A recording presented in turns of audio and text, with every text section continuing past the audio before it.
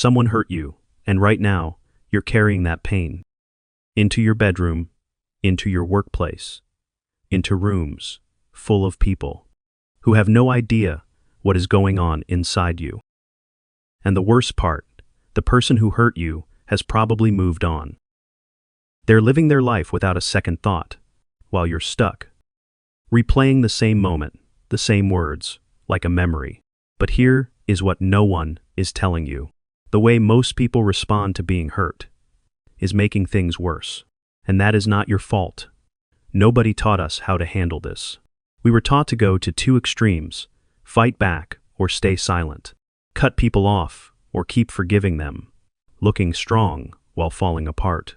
There is a smarter way, a way that helps you heal from the inside out, a way that gives you your power back. Starting right now.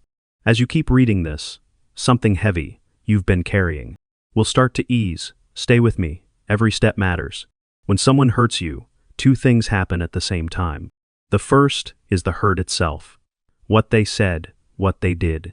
The betrayal, the disrespect. The moment you felt invisible. That's real. It happened. No one can take that away. The second is what you do with it afterward. And that's where most people struggle. Not because they're weak, but because no one ever showed them a better way. Until now. Here are 5 things emotionally intelligent people do when hurt. Not cliché motivational quotes, not empty advice, but real steps that can change how you carry yourself and how people treat you. Step 1. Feel the pain. Don't run away from it. I know, this isn't what you expected. You came here thinking, I'd tell you to toughen up or shake it off. But here is the truth. Running away from pain doesn't make it disappear. It makes it follow you quietly until it erupts somewhere unexpected. Think of a small cut on your hand. If you cover it without cleaning it, it looks fine on the outside. But underneath, it is quietly getting infected. Eventually, that minor wound becomes a far bigger problem. That is exactly what happens when you push pain down. You act normal, you laugh with people, you go through the motions. But the pain is still there, growing heavier. Then one day, something trivial happens, and you completely fall apart.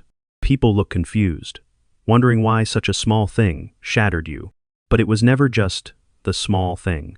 It was everything you'd buried, finally coming out, all at once. So do this instead.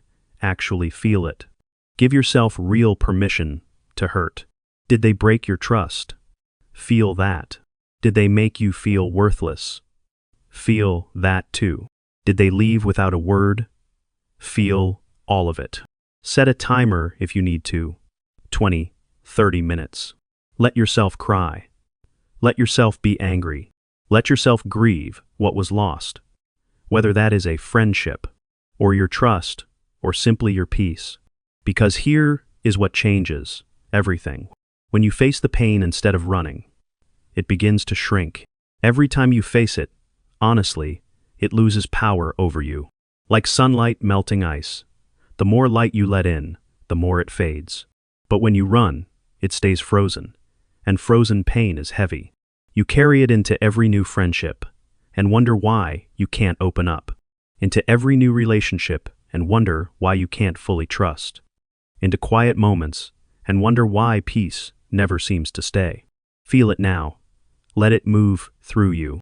And when it passes, get up, wash your face, take a breath. You didn't just feel pain. You took your first real step toward freedom. That is strength. Not pretending nothing happened. The kind where you look your pain in the face and say, I see you. And you don't own me. Step 2. Change what you do, not what you say. Here is a lesson that will save you enormous time and heartache. You cannot talk someone into treating you better. Read that again.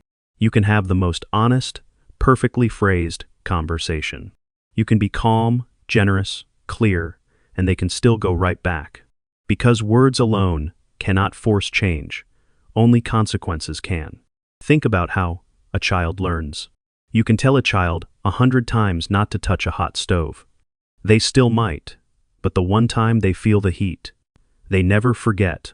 Not because you said it better, because they felt the consequence. People aren't so different. When someone hurts you and nothing in your behavior changes, their mind draws a conclusion. This is okay. They learn they can treat you this way and still have full access. The same warmth, the same availability, the same open door. So, you have to change what you do. Not with a dramatic announcement or a long emotional message. Quietly, calmly, powerfully. You become a little less available. You stop jumping as soon as they call. You stop clearing your schedule on demand. You stop being the one who always gives the most. You pull back not out of spite, but out of self-respect. And here is what happens. Some people notice. They reach out more, try harder, ask what changed. Those are the people who actually value you. Others get annoyed. They say, "You've changed," like it is an insult. They try to guilt you for having a boundary. Those people just revealed exactly who they are. They weren't missing you. They were missing easy access to you. Both outcomes are useful information. Both outcomes mean you're winning. Your time is worth something. Your energy is worth something. Your presence in someone's life is worth something. Until you treat it that way, no one else will either. Stop waiting for the perfect conversation to fix everything. Change your behavior. Let it speak for itself. It says more than words ever could. Step 3. Build a life so full their opinion stops having room. Here is a question. Sit with it, honestly. Why does what they said still hurt so much? Not just because it was unkind. People say unkind things all the time, and we brush them off. But some words dig deeper. Some words replay at 2 a.m. Why those specific words? Why that specific person? Here is the real answer. Because somewhere inside you, a part of you is afraid they might be right. Maybe they said you're not good enough, and you've wondered that. Maybe they said no one really cares, and you felt that loneliness. Their words didn't create that fear. They just found a lock, and that is what this step is really about. Not them. You can't outrun someone else's opinion of you, but you can outgrow the part of yourself that needed their approval. And the way you do that isn't by thinking your way out. Not by repeating affirmations you don't yet believe. Not by reading quotes that feel good for 20 minutes and fade. It is by doing things, real things, every day. Work on what you've been putting off. Learn something that makes you feel capable. Move your body, help someone, create something. Every time you do something that makes you even a little proud, you're building something inside yourself that no one can take. Self-respect, built through your own actions, not borrowed approval. That kind of self-regard is unshakable. Because here is what happens when your life becomes genuinely full. When you're growing, creating, becoming someone you actually like, you start to see the person who hurt you differently. Not with anger, not with sadness, just clarity. You look back and think, they were so small. What they said was so small. Why did I give something so small so much space in my life? Start building, not a perfect life, not an impressive looking one, a real life, a full life, one that belongs entirely to you. Build it day by day and watch how much smaller they become. Step 4. Choose who gets access to you, like it matters. Here is something uncomfortable, but important. Some of the people who hurt you, you let in. Not on purpose, but you gave them access to your tender parts. Before they'd earned it. Your time, your trust, your heart. And they didn't handle it with care. That is not entirely your fault. You feel deeply, give generously, and show up fully. Those are beautiful qualities. They're not the problem. The problem is that not everyone deserves what you give. Think of your life as a house with different rooms. The front porch. Anyone can stand there. The living room for people you know a little. The kitchen for people you genuinely trust. And the bedroom. The deepest and most private space. Only for those who have proven through consistent actions, that they will handle your heart with real care. But what do most of us do? We open the front door and take people straight to the bedroom. We share our deepest fears in the second conversation. We give everything before we know anything. And then we wonder why we keep getting hurt. Start protecting your rooms. Not by becoming cold. Not by closing yourself off. By being intentional. By watching how people make you feel, even in the hard moments. Ask yourself this about everyone in your life. After I spend time with this person, do I feel better or worse? That is the whole question. Simple, but honest. And if you answer it honestly, it tells you everything. The people who consistently leave you feeling drained or small, they don't belong in your inner rooms. The people who leave you feeling seen, safe, and valued, open more doors for them. They've earned it. This isn't about building walls. It is about building a door with a lock. You are not a public space. You are a private world. Who you allow into that world matters more than almost anything. Choose carefully, out of love for yourself. Step 5. Forgive them, because you deserve peace. I know, this is the step most people resist. After what they did to me, forgiveness. Stay with me, because what I'm about to say may be one of the most liberating things. Forgiveness is not a gift you give to the person who hurt you. It is a gift you give to yourself.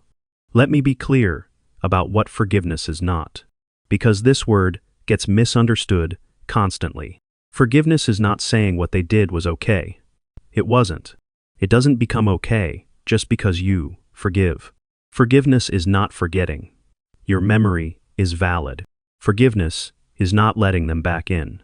You can forgive someone completely and never speak to them again. Those two things can both be true. And forgiveness is not something you feel first. You decide first. The feeling follows. So, what is forgiveness? Forgiveness is the moment you decide to stop letting them control you. Right now, every time you think of what they did and your chest tightens, that is them having power over your body. Every time their words ruin a moment that should have been good, that is them having power over your mind. Every time you hold back in a new relationship because of old wounds, that is them having power over your future. And they're not even there. They're living their life. And you're still frozen in that moment, surrendering your present to something that belongs in the past. Forgiveness is taking your present back. It is saying, it was real. It hurt me, and I am choosing to stop giving it power over who I am today and who I'm becoming tomorrow. Not for them, for you. And the beautiful part, you don't have to feel it all at once. It is not a switch. It is a practice. Some days you'll feel free. Other days, the anger comes back, and you simply choose again. That is okay. That is human. Just keep choosing it. Every time you do, the weight gets lighter, until one day you think about what happened and feel no heaviness. Just peace. The quiet knowing that you came through something hard, and you are still standing. That is freedom. Real freedom. The kind no one can give you but yourself. Someone hurt you. That pain is real. Every bit of it counts. But you are not meant to live there, inside that pain. Inside that version of yourself. Still holding what they left behind. Feel what you need to feel, because that is how healing begins. Change your actions, because behavior teaches what words never could. Build a life so full that cruelty stops finding room inside you. Choose who gets close to you, because you are worth protecting. And forgive not for them, but for you. You are smarter than the hurt, bigger than what they did, stronger than the moment something in you broke, because you're still here, still reading, still choosing to get better. And that tells me everything I need to know about who you really are.